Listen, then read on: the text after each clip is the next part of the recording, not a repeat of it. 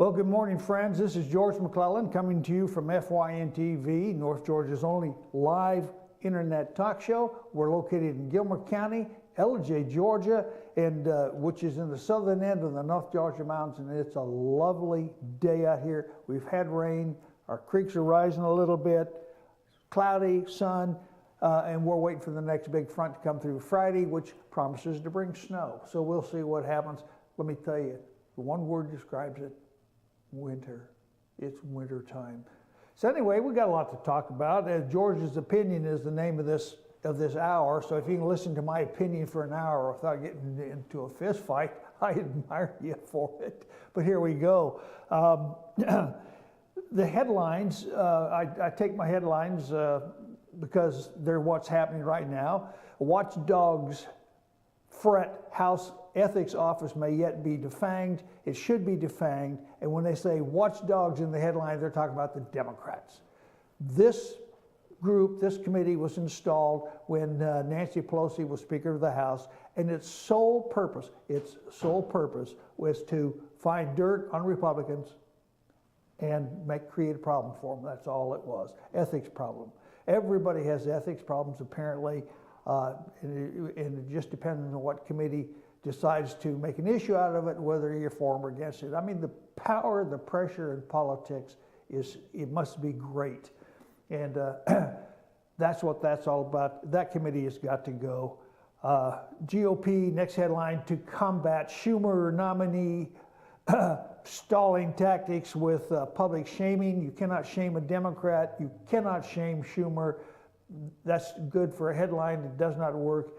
They've got to be beaten down and just gavelled into silence, and then it'll work.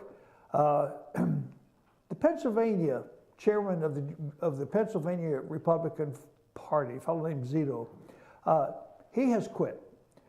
He quit not because he doesn't like his job or some way you want to throw him out, but he did what he had to do. The Pennsylvania Republican Party was in chaos when he took over. He made it straight, and they went to Trump, and so he figures he did his job. There might be something else out there for him. How successful is Trump in targeting companies? Well, with tweets alone, he's got 4 companies to modify their trade stance, their moves. Let's see what happens. He's not even president yet. So there's a headline we want to keep our eye on. Now, so much for the headlines. I want to bring around to a very interesting article I read, and I agree with most of the points in it. It's the author is a fellow named Joel Ross, a real estater in New York City. He knows Trump, and he calls this we have entered the black swan season. That's one of those little words or phrases that people don't really, if they don't use it, don't associate it with anything but birds in the lake. But a black swan, and I'll read you the definition, is an unpredictable, rare, but nevertheless high impact event. The black swan outside our regular experience. In other words, we didn't see it coming, and that's how he has chosen to label the Trump campaign coming on to us as a black swan event. Joe Ross writes a subscription newsletter called the Ross Rant. You can see it on the internet, I suppose, from New York City. But he said, the black swans held a massive victory party. And that's the finance people who didn't see it coming but sold short on the Democrats going out and made a lot of money, among other people. The massive victory party, not because Trump won, but because they showed the world that they are still the rulers. Now, we're talking about the big elite bankers, the one world government types. He says, being a New York real estate guy, that's Ross speaking, I have known Trump as a terrible person. He doesn't say how or why, but probably because Trump does what he says he's going to do. My former partner, who at one time was worldwide head of the real estate division at Citibank, hated him. She and he had bitter battles when he was bankrupt, and she was trying to seize his assets. I know other bankers, lawyers, contractors who have had dealings with him and nobody had good things to say about him. Trump. Next sentence. However, now he is president and we need, as a nation, to be fully supportive of the war or the world will come apart. Now that's a liberal or a Democrat's assessment. As feared, the press is already on the attack with their usual rhetoric. CNN was its usual self, attacking him and having Chris Cuomo and Christine Amanpour make stupid statements, still blaming the Russians. MSNBC actually had Al Sharpton as a commentator. Shows you how out of touch the media is. Kellyanne Conway, that's Trump's campaign manager, told Cuomo to stop the negativity. And he went on to claim, it is not us, it was the campaign. Evidence, as Joel Ross believes, that the press still doesn't get it. The media doesn't understand that they've been defeated. The New York Times was a loser for the last several years, and that's in money, readership, advertising, and it will continue to decline at a faster pace. CNN has lost the battle to Fox and will likely have to change out the commentators who are now completely discredited. Many years ago, Connie Chung made a luncheon speech and said the press had devolved into a bunch of lazy, unprofessional kids who just rush out a story without bothering to check veracity. She described the press had become unprofessional rumor mongers.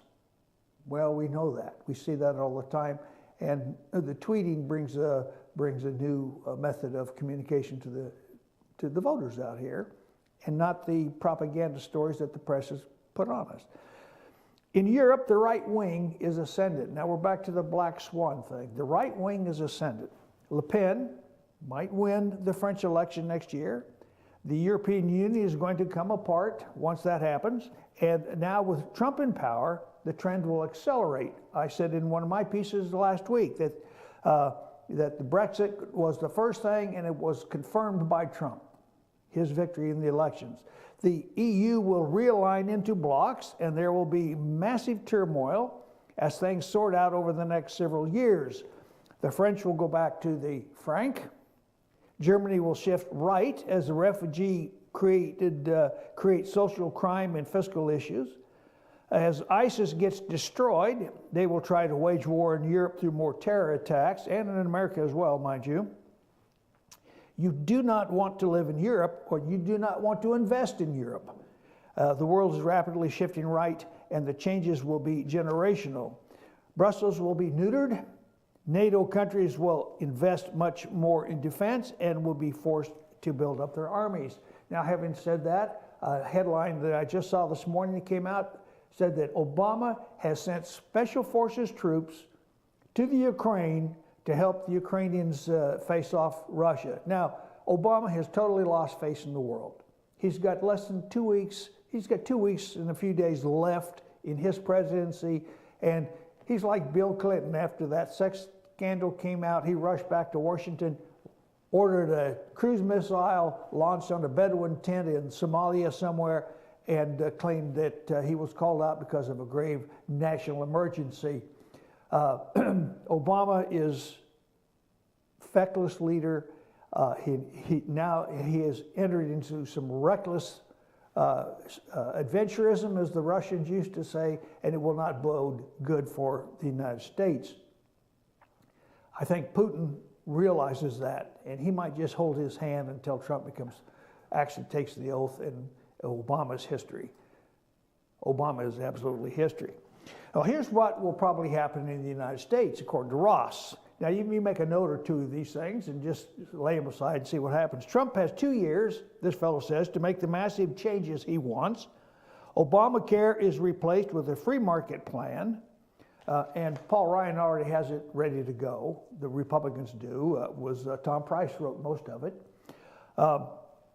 Corporate taxes will be reduced to maybe 15%, plus or minus a percent. Personal taxes will be reduced. Most of the massive regulation that Obama put in place that stifles business, mind you, that will be canceled. The Supreme Court will get a conservative justice immediately, and the Ginsburg, and poor old Ginsburg will try to hang on until she dies in office to try to deny him her seat. That may or may not be so, because she already said she was leaving in an article the other day. We'll see how that one pans out. She will not last 4 years. Trump will get at least 2, maybe 3 judge picks. The Supreme Court will decide by what strict constructionists think the Constitution says, and not what left-wing politics of Sotomayor and Kagan believe. It will be much more pro-business. Antitrust cases will go away. Sanctuary cities will lose funding, and San Francisco and Berkeley and Boulder, Colorado will go nuts. The border will somehow be secured, and Mexico will not pay, according to Mr. Ross. Border Patrol will be materially increased. Gang members will be arrested and deported, but anyone else will get to stay here. That's his prediction. Ryan will stay as Speaker. He was just elected yesterday. The new Congress is back in operation. They're running full bore. Let's see where that goes. Trump will do what any good New York real estate guy does. He will not get up from the table until he gets a deal close to what he wants. That is the key to a lot of what Trump will be able to do. Now, if we have listened, if the press, the media, the pundits, the political pundits had listened carefully to what Trump said, he said, I will redo NAFTA. I will redo NAFTA and will walk from the table if I do not get what we, America, needs. Weapons spending will dramatically increase. This will add a lot of new jobs between the additional money and the added jobs in the defense plants.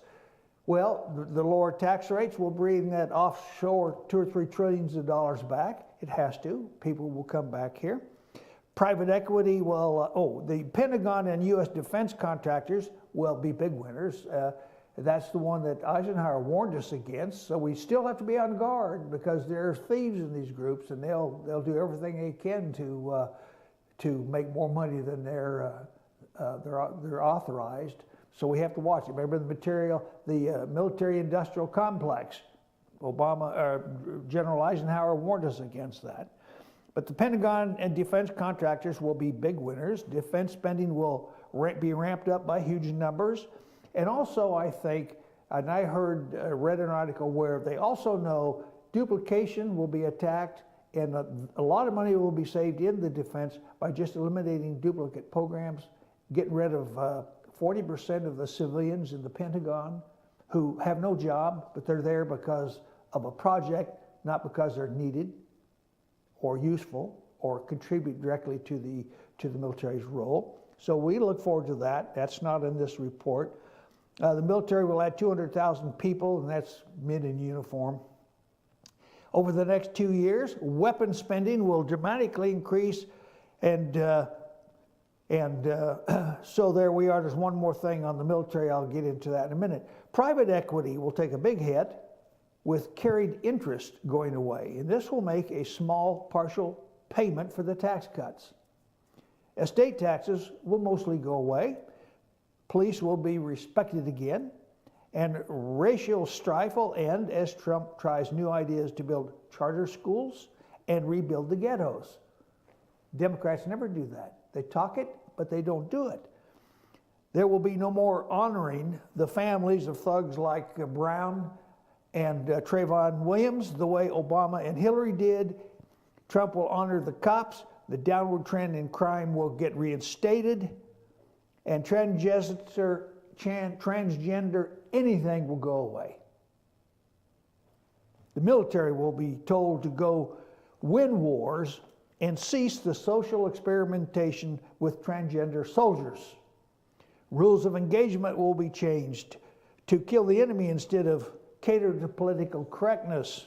You notice Aleppo was destroyed, and they didn't stop the Russians from bombing Aleppo because civilians were in there. And the ISIS does the same thing, only we don't do it. Only we don't do it. We did it in Germany, we did it in Japan, but we don't do it now. Instead, we take these poor, humble people and bring them to our country and stick them out in the snow up in Nebraska somewhere and hope they can make a living.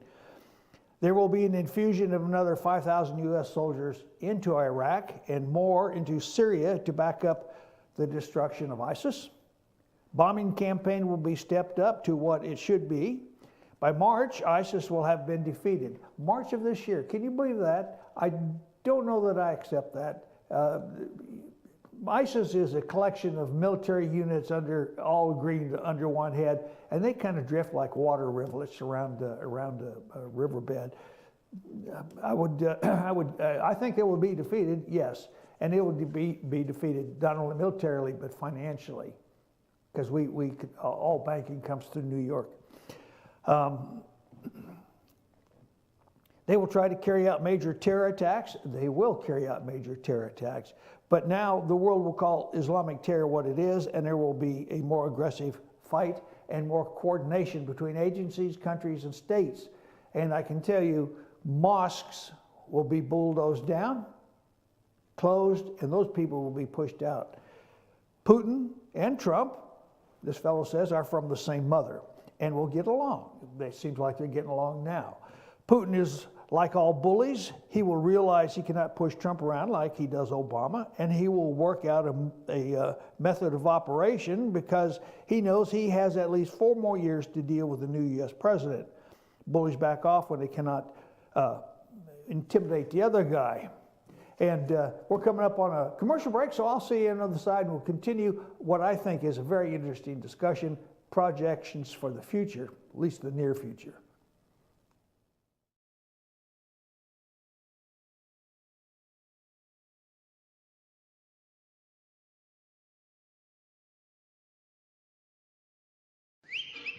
El Rey and Ellijay.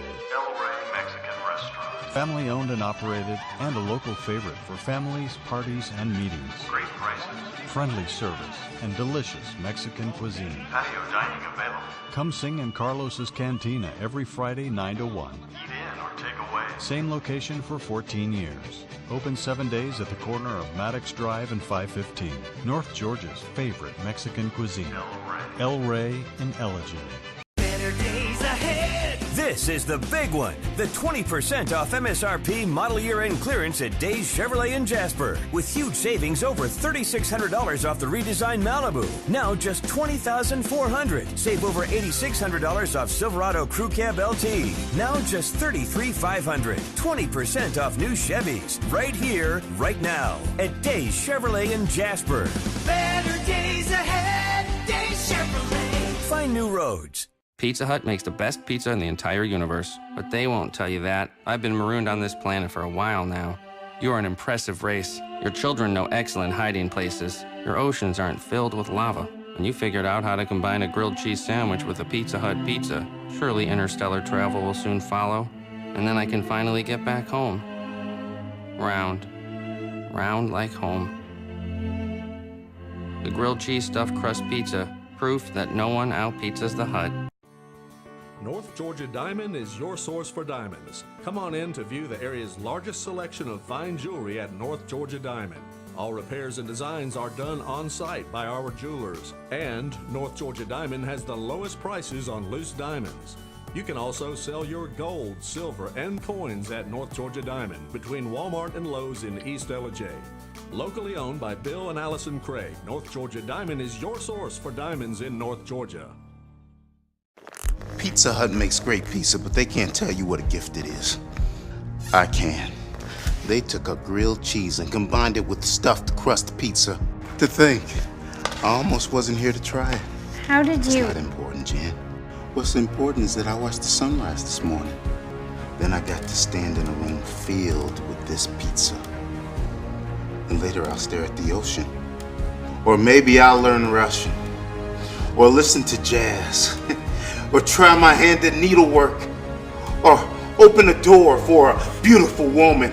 Or read a human interest story or make dessert wine. Or ride a wild horse. Or experiment with watercolors. Eat every slice like it's your last. Especially you, Doug. Especially Doug, right? You care about Doug. The grilled cheese stuffed crust pizza. Proof that no one outpizzas the Hut.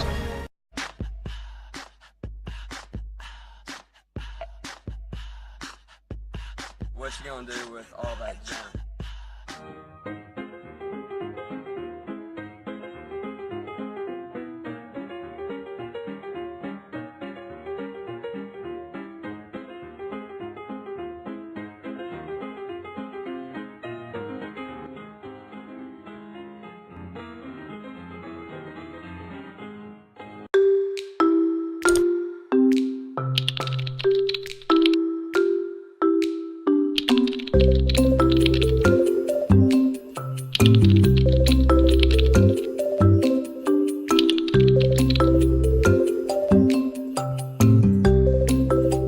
No matter what you're looking for in a vehicle, start your search at Schottenkirk Ford Jasper. We've simplified the process so you can move on to what matters, your family.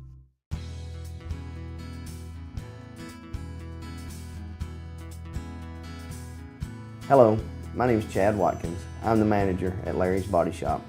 We are a family-owned and operated business and have been serving the North Georgia area since 1978. We are located at 1216 Progress Road in LOJ, Georgia. Our shop specializes in collision repair and we work with all major insurance companies. Larry's Body Shop is ICAR Gold, the highest role of training recognized by the collision repair industry. It is estimated that only 10% of collision shops meet these standards. Our shop consists of state-of-the-art equipment such as laser measurement system, down-drive spray booth, spot and MIG welding equipment. All of our paints are mixed on site so that we can guarantee your paint to match every time. I know that having an accident can be a stressful event. We take pride in making sure our customers are satisfied with the repair of their vehicles. Our waiting area is clean and comfortable with free Wi-Fi and refreshing beverages. So if you're in an accident, stop by and see us at Larry's Body Shop.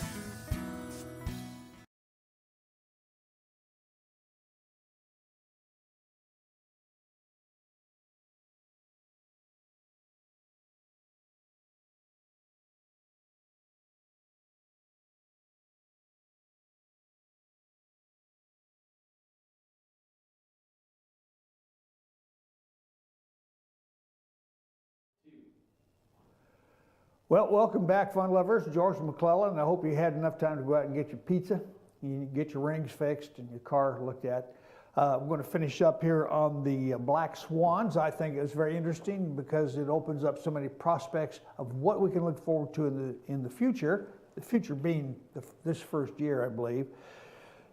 Mr. Ross continued that the Iran nuke deal will be torn up and Iran will find itself back under sanctions.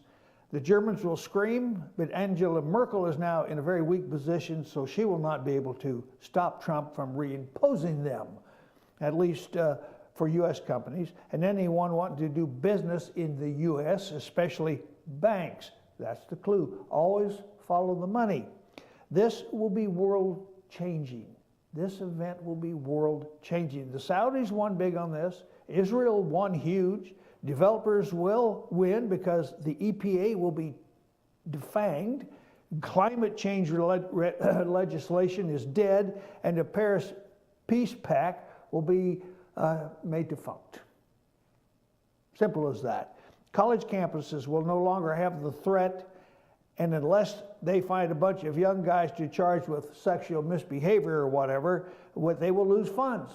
Political correctness on college campuses will be used to end, although for quite a while there will be protests and other such things like we saw in Mizzou last summer.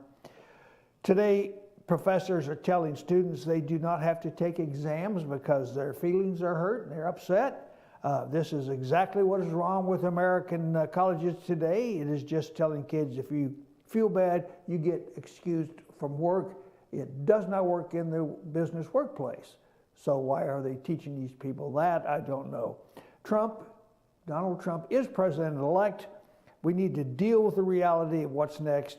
Paul Ryan has already reached out to heal the rift, and a quick special session to pass repeal of Obamacare, and it should be starting today, and undo the regulations and do other things quickly is planned.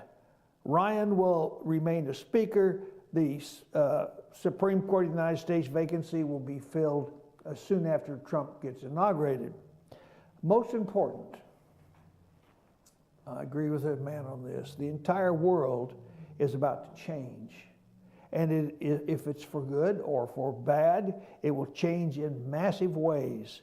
The tide of anti-socialist, anti-political correct, anti-diversity, anti-entitlement, anti-establishment of the past 70 years is washing across the world, and Trump is simply the ultimate example of what has already happened during Brexit and is happening in Europe. As far as the stock market, it will now rise. Taxes will be cut. The Supreme Court will not be activist. Antitrust will end. Some type of infrastructure programs will be instituted. Defense spending will jump. Banks will be free to lend. Regulators will be drastically reduced, and corporate profits will rise. I love that last one. Corporate profits will rise. That means that I'll make some money and my family. America is on the mend. And personally, I think we should go all in about it and embrace it. You don't have to like Trump, but he is the president-elect, so it's time to embrace it. The market reaction is already up after that shock of November the 8th. Wall Street elites misplaced their bets. Hollywood and the press over their they played their hands too far. They overplayed their hands is what I'm trying to say. And liberal college professors and administrators will have time to get over it and get out. Hillary and her crew will probably end up in jail. Those crimes cannot be ignored simply because she was a presidential candidate. They cannot be ignored, and Americans demand it. We demand it. It cannot be washed aside. A black swan, an event or occurrence that deviates beyond what is normally expected of a situation and is extremely difficult to predict.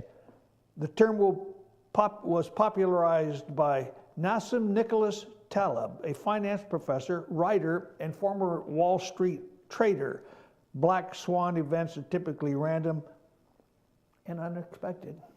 And the shortest description, the black swan theory, is a metaphor that describes an event that comes as a surprise, has a major effect, and is often inappropriately rationalized after the fact. With the benefit of hindsight, that's what our press is doing. That's what our press is for. Now then,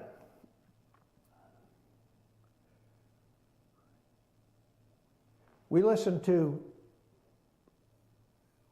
to have to talk more about economics, because despite the glowing talk in that man's essay about the future, that stocks will rise, in fact, we are being manipulated, and we should understand or try to understand exactly what is going on in that manipulation. During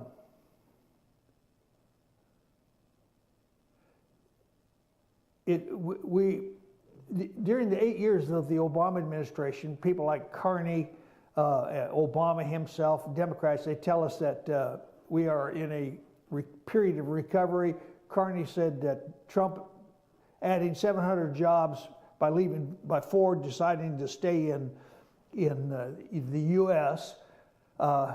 Would hardly match the 900,000 jobs created under Obama administration. Well, yes, it would, because the 900,000 jobs created under the Obama administration are part-time jobs, jobs requiring little or no skills, jobs requiring little or no education, jobs that pay little or nothing, and they missed the whole point that 93 million Americans lost jobs and are not counted simply because they've given up hope and they no longer go to the welfare office or to get their compensation check. I mean, if you're not there, you don't get counted anymore. So there's 93,000, and those people voted for Trump, a majority of them. After 8 years of Obama's brand of governing, the globalists have been maneuvering the world into a fiscal trap their making. And I talk about the globalists. I'm talking about the big banks, the world banks, and the International Monetary Fund, and our Fed, the federal bank, a private bank, mind you, not a government function, a private bank. During all of this, Obama has been their puppet, and he has carried the narrative that he inherited a rotten economy, and that he has brought it back, and America is on the cusp or the threshold of doing good and being better. In the term new normal, the press is applied to the economy today as being the normal, and it's not the normal. It is simply, we've just simply grown used to the term new normal, and we assume that the fiscal new normal, the one that Obama introduced us to, has become the fiscal normal, and through the fundamentals continue to strain under the weight of poor global demand, and historic debt levitated by extraneous fiat stimulus. That's when the governments, having no gold to back the paper money they print, just print tons and tons and tons of paper money. It's out there, tons and tons of paper money. It has a face value, it has no value in fact. And when they start taking it, then you can coat your wallpaper with it.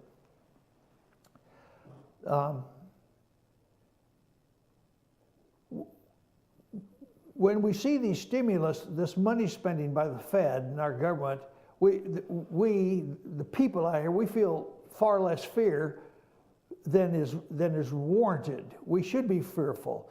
And why should we? We've managed around 8 years skating on thin ice, and why shouldn't we expect 8 more years of the same? And because Trump is elected, we expect Trump to start the economy moving again. But the banking elites, now mind this, the banking elites have done their job. They said, and that's the one they had set out to do, which was to drive the economy to the very edge of the fiscal cliff, the abyss, as I like to call it, and keep it suspended there until the general public, that's us, we become comfortable living next door to the danger. Now, we've seen into the abyss, and because of that, we thank Trump for ceasing the momentum that would take us over the ledge. Or have we? Why do they do this? Well, the greater dynamic at play here is something that most people like me and others, I got to read this and study it to understand it. And we do not understand, or because it's complicated, we refuse to examine it and listen to those telling us otherwise. Economics today is about mass psychology. It's a magic trick. It's a sleight of hand that's going on. The economy is a tool, a weapon, if you like, by which international financiers influence the public mind and the emotions of the mob. And they do this in order to grasp the mechanics of economics. It is not enough to deal in statistics and trade principles. One must also grasp human behavior, and this is what they understand. They understand human behavior and how to manipulate it. And that's the important thing. One must acknowledge that in economics we witness the transmutation of societies by word and by force, as well as chaos and by order. Economics is alchemy. It's changing lead into gold, except these people do the reverse. The globalists seek to change lead into gold. And just as in alchemy, these elements are a metaphor for psychological evolution. For the globalists, the social engineering is a form of witchcraft they see as a creation or a grand form of architecture. They're building something new and wonderful for the world. Trade between countries and world all under one monetary system where every value is the same, therefore the printed money is the same. But it is not a creation. The globalists are incapable of creating such an artful device because true art requires wisdom and empathy, human characteristics not available on charts. All they know is how to deconstruct existing systems generated by nature and free men and the market values, and rearrange the leftover pieces into something more oppressive and ultimately less interesting than what existed before. Now, give the internationalists a beautiful painting, a Mona Lisa, say a Mona Lisa. They'll shred it into pieces, glue the pieces together, regurgitate it into a paint-by-numbers coloring book, and pass it out for everybody to enjoy. Does that metaphor make sense? The globalists only know how to turn gold into lead. We do not understand the reality of globalist influence in our markets and the nature of economics and how that is used as a weapon. If we actually believe that the economy operates purely on some kind of a free-forming, free market principle, then we will never be able to wrap our heads around the otherwise absurd behavior of our financial structure. Quantitative easing was part of this deal. I mean, they flooded the world, America, with dollars, printed dollars, and there's no value there. The psychology of fiscal recovery, we're in a recovering economy, Obama liked to tell us, is a vital tool for change and for developing false dichotomies. False dichotomies, fake news. We hear this word now, it's showing up all the time. For example, an article from Bloomberg News, that's the propaganda machine for the Democrats, outlines a story we are by now very used to hearing from the mainstream. Idiots like Josh Earnest also promulgates these things, that the era of Barack Obama, here's the story they want to push on us, the era of Barack Obama has left the economy of the U.S. in particularly, quote, far better shape, close quote, as he leaves office than when he entered office. From the 1990s, leading into 2007, the Federal Reserve engineered a massive debt and derivatives bubble through the use of artificially low interest rates in the housing market. In other words,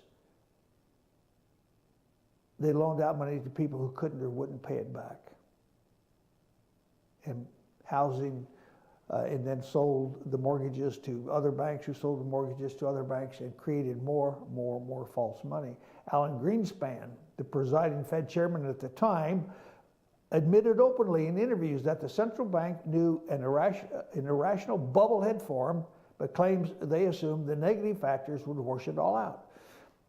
This is a constant idea set forward by the Fed, that they are essentially too stupid to foresee a collapse of the bubble they knew they had created. That they prefer, the public believes that the Fed was incompetent rather than deliberately destructive. They were deliberately destructive. Those people are not that stupid. The low rates fueled a machine of mortgage-backed securities and derivatives based on trillions of dollars in loans to people that had no ability or no intention of ever repaying the loan. The Fed had aid in this program from the ratings agencies, which labeled obviously toxic debt as AAA, for years, and the Securities and Exchange Commission, which refused to investigate any legitimate claim of asset manipulation and ill intent, allowed it to happen. The corporate behavior on the part of the SEC was showcased in testimony of a whistleblower, Gary Aguirre, who warned of dangerous debt pools and manipulation within the banking industry in 2006, 2 years before Obama took over. That's when Dodd-Frank was made, was passed in the Democrat Congress. And that was before the derivatives collapse. Of course it was. And also warned that the SEC interfered with any investigative attempts into the problem. Do you remember George Bush wanted to investigate Social Security and also the SEC? And they killed that. That fella retreated from that faster than you could shake a stick at a bear. And we're going to shake a stick at some more ads here and commercial break. See you on the other side.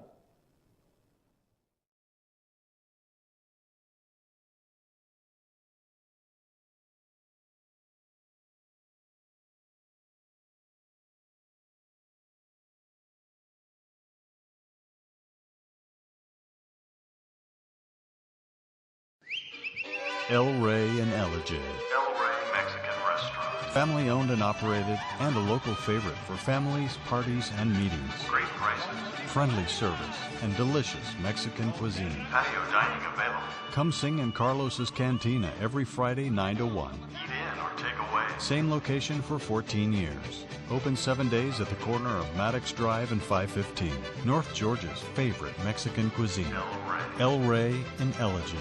Better days ahead. This is the big one, the 20% off MSRP model year end clearance at Days Chevrolet in Jasper, with huge savings over $3,600 off the redesigned Malibu. Now just $20,400. Save over $8,600 off Silverado Crew Cab LT. Now just $33,500. 20% off new Chevys. Right here, right now, at Days Chevrolet in Jasper.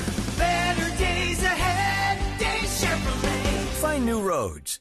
Pizza Hut makes the best pizza in the entire universe, but they won't tell you that. I've been marooned on this planet for a while now. You are an impressive race. Your children know excellent hiding places. Your oceans aren't filled with lava. And you figured out how to combine a grilled cheese sandwich with a Pizza Hut pizza. Surely interstellar travel will soon follow. And then I can finally get back home. Round. Round like home. The grilled cheese stuffed crust pizza. Proof that no one out-pizzas the Hut. North Georgia Diamond is your source for diamonds. Come on in to view the area's largest selection of fine jewelry at North Georgia Diamond. All repairs and designs are done on site by our jewelers. And North Georgia Diamond has the lowest prices on loose diamonds. You can also sell your gold, silver, and coins at North Georgia Diamond between Walmart and Lowe's in East Ellijay. Locally owned by Bill and Allison Craig, North Georgia Diamond is your source for diamonds in North Georgia. Pizza Hut makes great pizza, but they can't tell you what a gift it is. I can. They took a grilled cheese and combined it with stuffed crust pizza. To think, I almost wasn't here to try it. How did you? It's not important, Jan. What's important is that I watched the sunrise this morning. Then I got to stand in a room filled with this pizza. And later I'll stare at the ocean. Or maybe I'll learn Russian. Or listen to jazz. Or try my hand at needlework. Or open a door for a beautiful woman. Or read a human interest story or make dessert wine. Or ride a wild horse. Or experiment with watercolors. Eat every slice like it's your last. Especially you, Doug. Especially Doug, right? You care about Doug. The grilled cheese stuffed crust pizza. Proof that no one out-pizzas the Hut.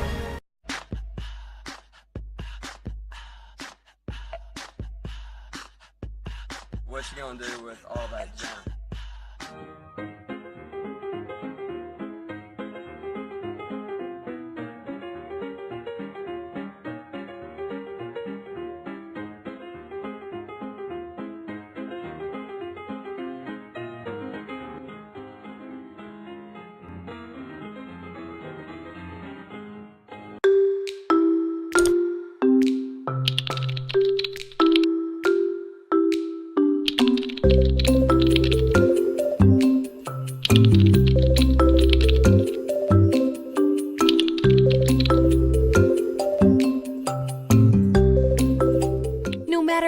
Looking for in a vehicle? Start your search at Schottenkirk Ford Jasper. We've simplified the process so you can move on to what matters, your family.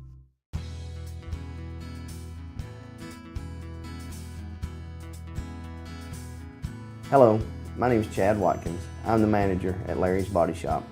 We are a family-owned and operated business and have been serving the North Georgia area since 1978. We are located at 1216 Progress Road in Ellijay, Georgia. Our shop specializes in collision repair and we work with all major insurance companies. Larry's Body Shop is ICAR Gold, the highest role of training recognized by the collision repair industry.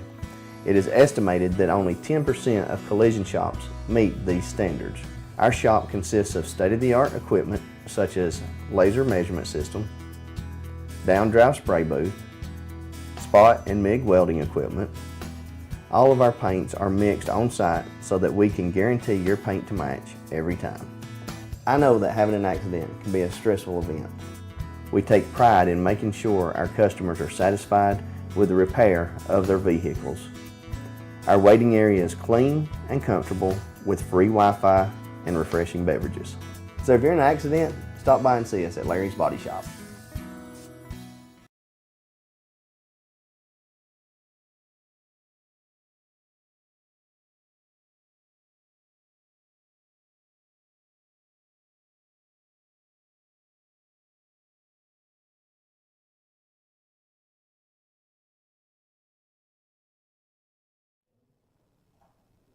Well, welcome back. George McClellan at FetcherNews.com, North Georgia's only live internet talk show. We left off the last portion with talking about the warnings before the banking industry and the manipulation of the banking industry in 2006 before the derivatives collapse. Here's what happened. This is what Obama walked into. Remember, that was George Bush's presidency the last 2 years. And it was a Democrat Congress all the way. This led to the well-known, quote, Great Recession that was triggered in 2007 and 8. The Fed, along with numerous other central banks around the world, had conjured a crisis. And they offered their own solution to the crisis. Namely, the solution of massive fiat stimulus programs. In other words, purchasing toxic debt, that's all that money loaned out to people who didn't have jobs, treasury bonds, corporate stocks, and anything else that wasn't nailed down. The bailouts, these were bailouts, and quantitative easing projects were actually covered for a larger program that sent untold trillions of dollars in overnight loans to construction corporations in America and also in foreign lands. A never-ending river of dollars carried out of thin blue air and pumped into companies for zero interest. It was these free overnight loans that allowed international conglomerates to purchase their own stocks through stock buybacks. Japan did that, mind you, thus reducing the number of his existing stocks on the exchange and artificially boosting the price of the remaining stocks. This caused stock markets to skyrocket from near death to historic heights, and we were led along to believe that that was the new norm. In the meantime, government bureaucracy has worked tirelessly to manipulate statistics to falsely reflect an overall recovery when there wasn't one. While some numbers slip through the cracks and issues of true supply and demand continue, the vast majority of the population, and that's you and I, had a little clue that the collapse of 2008 actually never really stopped. It was just shifted into a state of slow motion. The initial collapse was designed to foster an even greater event. Without the derivatives bubble, the central banks could never have convinced the masses to accept the idea of a fiat stimulus that would eventually put the dollar at risk, along with the overall U.S. economy. We're at that point now. Taking the brunt of the 2008 crash would have been painful, but not insurmountable. But with 8 more years and tens of trillions of dollars in added debt, along with increased geopolitical tensions and inequities bubbled for the ages, the scale of the final collapse, and it's coming, will be truly unprecedented. The purpose of this final event, and this is what you all have to remember, the purpose of this final event will be to generate so much chaos and desperation that the public will be compelled to search for extraordinary solutions, short of gunfire. The globalists will be ready with those solutions. They create the problem, they have the answer, including those that have openly outlined decades ago in advance in publications like The Economist that this is what they were going to do. The end game, what's in it? The formation of a single monetary and economic authority under the management of the International Monetary Fund, and the establishment of a single global currency using the IMF's special drawing rights as a bridge for locking, mind you, national currencies into a harmonized exchange rate until they become pointless, interchangeable, and basically replaceable. enter Donald Trump, the Brexit reformation, and the rise of populist governments for the entire first half of 2016, globalists were warning nonstop that a rise in populism would result in international financial catastrophe. They're warning us that Trump would be a catastrophe. We still hear it in the mainstream media. It was as if they knew that the Brexit would succeed and that Donald Trump would win the election. I wrote an article about that last week that said I thought the same thing. Was it possible that he was their candidate?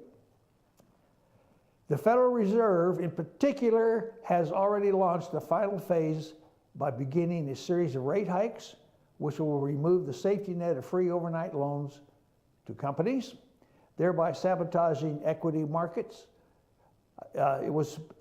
We were specifically warned about this over a year ago when most analysts were still stating the negative rates in QE4 were just around the corner. Research suggests factors beyond the control of any U.S. president, particularly Trump. He's the fall guy, not their actual policies setting the course of an economy. Yet with voters, President-elect Donald Trump will secure much of the praise or much of the blame when it comes to the impact of his agenda over the next 4 years. After the dust has settled, the argument will be that the world was on course. The world was on course before the Brexit, before the Trump populism. The argument will be that globalism was working and conservatives screwed it up with their selfish nationalistic endeavors. After the final crash and perhaps numerous deaths from poverty and violence, the argument will be that the only conceivable solution must be a return to globalism in an extreme form, or total global centralization, so that such a tragedy will never happen again. Bloomberg helps to set up the scenario by claiming that Trump is inheriting, mind you, a stable and improving economy compared to the economy that Obama inherited. Obama has left Trump a 2016 economy in a better state by many measures than when he was first elected president in 2008, in the middle of the worst turndown of the Great Depression, end quote. But Bloomberg fails to mention that the standards and statistics by which they measure the economic improvement are totally fraudulent. They are totally fraudulent. They do not include the fact that pending home sales are now plummeting. They do not mention that the majority of the boost in home sales during Obama's 2 terms was due to corporations like Blackstone buying up distressed mortgages and turning the homes into rentals. The housing market is not being supported by individuals and families seeking home ownership. That was the main object of the original Dodd-Frank, was to get every poor person in America his own home. You remember the chicken in every pot, a car in every garage? And there we have it. The globalist setup continues with the mainstream outlets telling Americans that the economy is rising as Trump and populists move into positions of power. The truth is the economy is as dire as it has ever been, and it's worse off, and this false economy narrative will die in 2017. It will be because the globalists want it to die while nationalists and populists are at the helm. We're going to be the fall guys. We're going to be the bad guys. This is perhaps the biggest con game in recent history, and it will lead conservatives as the fall guy and the rest of the public as the gullible mark. We can only hope that we can educate enough people on this, which is why I'm reading this article or paraphrasing this article. It comes from Personal Liberty. It was written by a brilliant fellow named Brandon Smith. And he's talking about things I have already talked about before because I have seen them coming. So that is our economics for the day. I'm going to go now to my final thoughts. I call this "The Battle is Joined," and we see it today. The weeping extent of the resounding defeat of the Democrats in this year's elections, and still continuing, has raised such an agonizing painful cacophony from the left as to suggest, indeed promise, that the next 4 years will be very interesting, if not eventful. Democrats are very sore losers. They thrive on conflict, but they never, never, ever quit. The fight for America's soul is now joined. It's good versus evil. I fear the world of fake news hasn't seen anything yet. Democrats, past masters of deceit, exponents of feckless propaganda, twisted stories, convoluted meanings, outright lies, and personal attacks on anybody they don't like, will be on full view during Trump's administration. It has already started, actually, with a stumbling assault on the Electoral College by unorganized elements of hateful losers who try desperately to reverse the tide before time ran out. Well, they couldn't because, well, time ran out. On that issue, at least. What to do next? Well, we already hear leftists promising us that Democrats are calling up the stormtroops of dissent. They're street thugs like Black Lives Matter and other fellow travelers to conduct demonstration at Trump's inauguration, his inaugural balls, and any place else they believe they can make a believable statement that Trump stole the election from Hillary. This will go on and on because the media, mired in its own death throes, will continue to spew out the Marxist party line given to them by their masters. Another piddling example will be a Democrat-sponsored. Never touch a screen when you're reading it. Damn.